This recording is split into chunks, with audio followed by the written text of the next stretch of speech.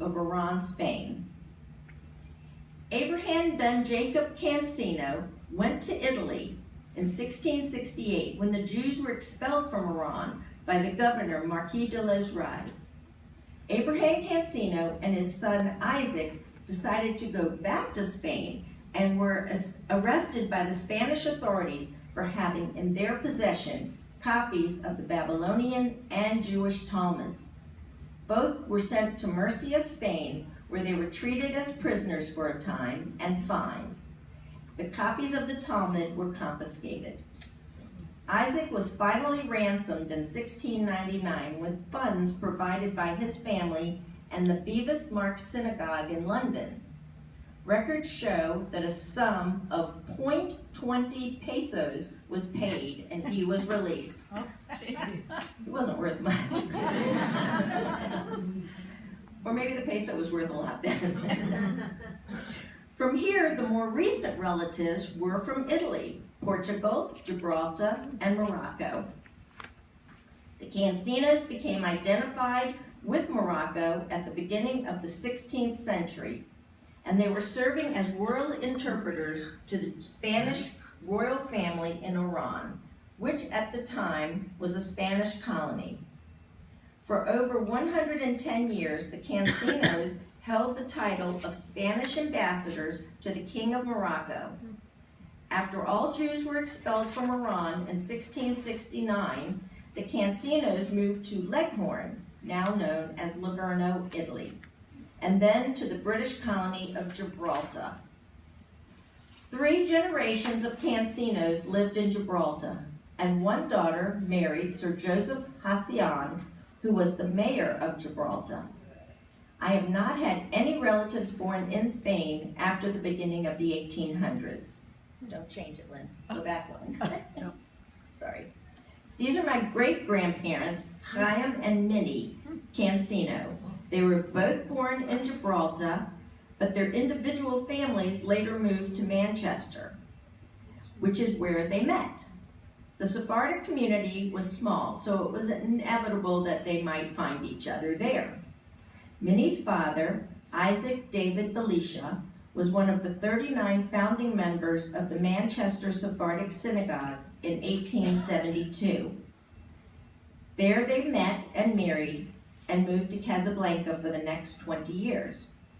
And it's interesting, in the Manchester Synagogue are seats with my relatives' names on them, dating back to Chaim and Minnie.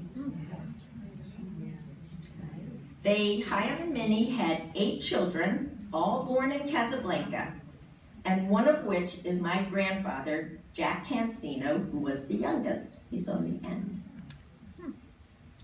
We have timelines of every family dating back before Chaim with grandparents, parents, children, and it gives information about where they were born, who was in their wedding, who their rabbi was that married them. Pretty cool. At this time, the family was dealing in textiles in Casablanca, mainly cotton. Chaim's company expanded and the family moved back to Manchester, England, where the Sephardic merchants had been relocating. However, most of their trade was between England and Morocco. One of my grandfather, Jack's, Chaim's youngest son, when he became of age, they asked him to represent the family in Casablanca. So he moved back for the first time since he was 1 year old, and there he met a distant Moroccan cousin and married my grandmother, Ruby Saboni. Those are my grandparents. They lived in Casablanca and had 4 daughters, Minnie, Evelyn, Gladys, and Gloria. All 4 were fluent in their native tongue, French, and in English, which their father spoke fluently. But Spanish and Arabic were spoken in the home as well. They were raised Orthodox. So growing up in my house, my mother and her sisters would always say things in French so we couldn't understand, and my father and his relatives would all talk in Yiddish. So my mother and my father couldn't understand each other, but they got their point across. Meanwhile, there was an American actress rising in stardom, and we all thought she was a distant relative of ours. Margarita Carmen Cansino was making movies, but they portrayed her as way too Spanish. So they changed her hairline, colored her hair red, and changed her name to Rita Hayworth. With all my grandfather's research, he could not find a connection between that bombshell and our family. And actually, Hayworth was her mother's maiden name. Now the family was flourishing in their textile business between England and Morocco. But my grandfather saw that Japan was becoming an emergent market. He broke away from the family business and began his own import-export company called Comatex.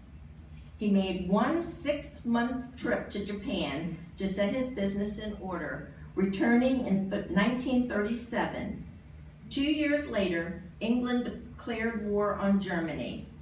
My Papa Jack's cousin, Leslie Horbelisha, was then Great Britain's Secretary of War. Leslie Belisha kept the family informed because they couldn't trust the news coming from Morocco. In 1940, Jack realized he needed visas for the family, and because of his close relations with the British Club, he was able to secure visas for his family and his in-laws. The problem became how to flee French Morocco.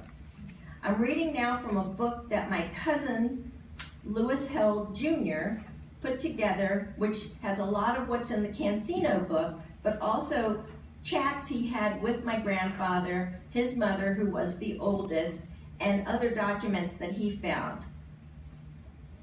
Jack knew that his family was no longer safe when he saw British sailors arrested. This is a quote from my grandfather. I saw that it was getting time to leave as the British fleet had fired on the French fleet at just outside Oran in Algiers. And from then on, the attitude of the French was very bad indeed. And one evening, driving home from my business place, I saw the police wagon full of British merchant marine officers going to prison. The British consular staff had also left, and French soldiers were on guard outside the British consulate. As the American consular officials were all members of the British Club, and I was very friendly with them, I was able to get my visas for the entire family and my parents-in-law, who came with me. Now that I had the visas, the problem was how to get out of French Morocco. Here again, I was rather lucky, as the chief of visas, who was a Frenchman, was very British, and he gave me the visas to leave French Morocco. As there were no sailings from Casablanca, it was necessary for me to get a visa to travel through the Spanish zone, and even though I was friendly with the officer in charge of the Spanish army in Morocco, I could not get hold of him as he was on active duty. This having failed, I had to bribe one of the high consular officials in Rabat to give me the necessary visas. This is not a quote. Finally, the family could leave. They departed immediately for Tangiers. The next problem was how to get out of North Africa, since the port of Tangiers was now closed. Quote from my grandfather. No sooner we got the visas, we left on the night train for Tangiers, leaving the house and almost all of its contents, but we were glad to get out at any price. We arrived in Tangiers the next day, and although Tangiers was an international zone at the time, it was full of spies from all nations. And as there were no sailings from Tangiers, the only way was to go to Lisbon by plane. In those days, the planes doing this service only carried 10 passengers. But as we were 8, it was impossible to get the space on one plane. Seeing this, I made arrangements to hire a plane for my own personal use, and the plane came specially from Lisbon, with the result that we left the next day back to Lisbon. Once in Lisbon, I was able to breathe more freely, even though Lisbon at the time was also a hotbed for spies from all over. As we were leaving the Tangiers airport, the first German plane arrived, with the commission that was going to serve in Morocco. The day after we arrived in Lisbon, I learned that the French had put all the British subjects in concentration camps, and that they had been to my house to take me as well. My next problem was to get a boat sailing for the States. As I was determined to sail only on a boat of the United States flag to avoid being torpedoed, we had to wait in Lisbon for 1 month. We made the trip on the SS Exeter of the American Export Lines. This was really a freight steamer. While crossing the Atlantic, we sighted 2 German submarines, but as the States was not yet engaged in war, we were not bothered. The Exeter was filled with passengers of all nationalities longing to get to the U.S., and I can safely say that the biggest thrill I ever had in my life was when we saw the Statue of Liberty on entering New York Harbor. So great was our delight that my family and myself knelt down to pray on having reached our destination safely. Strangely enough, the Exeter was sunk during the invasion of North Africa in the port of Casablanca. The next thing, I'll just give you a little side note. About 4 years ago or 5 years ago, my brother had my mother and 2 of her sisters over for dinner. And he pulled out a tape recorder. He said, before I lose anybody else, because we had already lost my Aunt Evie Flax, who was a member of Jewish Women's Club, he says, I need to get some things straight. I need to know more about your history. There wasn't one question that they could agree on. No, we left by plane. No, we left by boat. No, there was a train. Oh, we had a dog. No, we didn't have a dog. We have it on tape. We don't know if any of them remember anything properly. My Aunt Minnie, who is up at the top, she was the oldest sister. She was maybe close to 17 or 18 when she came to the States from Morocco. My mom at the bottom was 10. And that's my Aunt Evie on the right and Gladys Lehman on the left. So, I'm missing a page. Here we go. This is almost over. Plenty of time. Yeah. Once the family arrived in New York, the rest is, as they say, history. They had an entire floor of an apartment building on 86th and Broadway. Minnie, the oldest daughter, met her husband, an Army colonel from Richmond, Lewis Held, and they married. As the family came often to visit in Virginia, 2 other sisters met Richmond boys. Evie met Richard Flax, and Gladys met Alfred Lehman. My mom is the only one who had met and married her northern boyfriend, my dad, Jack Weiner.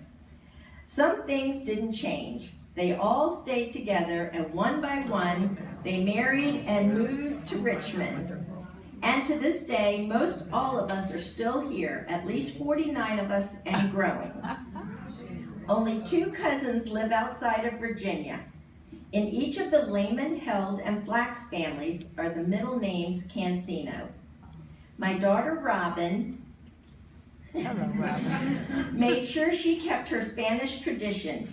And long before she even found a wedding dress, she knew she wanted a Spanish mantilla veil. And anything she tried on had to go with the veil. And my first granddaughter is named for my grandmother. Ruby is her middle name. And to date, there are only 2 males left in with the Cansino name. One is in Lancashire, England, and one is in Manchester, England. So I brought with me a couple of things from the family, the major book, this, one of the very few things they brought from Spain, which were my great-great-great-grandparents' Spanish dolls, who have taken a beating, but they're still here. And at this point, I really want to thank Beverly Sobel, who in her research found a similar report done in 1976 on the golden age of Spain. And one of the presenters was my Aunt Evie Flax, who didn't do the Cansino part, but did the Golden Age of Spain. So that is my family's history.